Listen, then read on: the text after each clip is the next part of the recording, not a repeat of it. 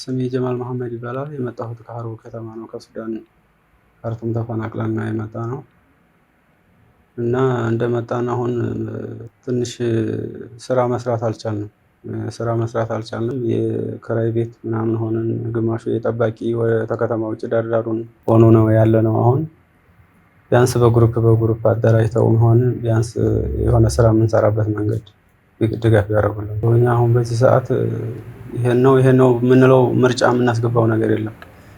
ቸግሮና የቸገረው ሰው ደግሞ ማንኛውንም ድጋፍ ከተደረገለት እንትን ይላል። እዚህ ጋር ምርጫ እንትን የምንተየው ሲመቻች ምናምን አንዳንድ ነገር እንትን ሲልሽ ነው።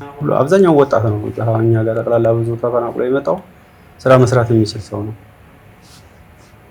ቢያንስ በየግል እንኳን ባንችል እኛ በግሩፕ ሆነን ስራ የምንሰራበት መንገድ ቢመቻች።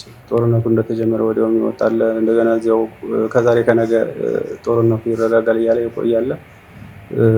8 ወር በቃ ዝቅተኛ 8 ወር ምናምን 10 ወር ከዛ በላይ ነው አብዛኛው ወዲያው ነው የወጣው ማለት ነው። እኔ ለራሴ አሁን አመት ከ2 ወር ምናምን ሆኖኛል ከመጣሁ።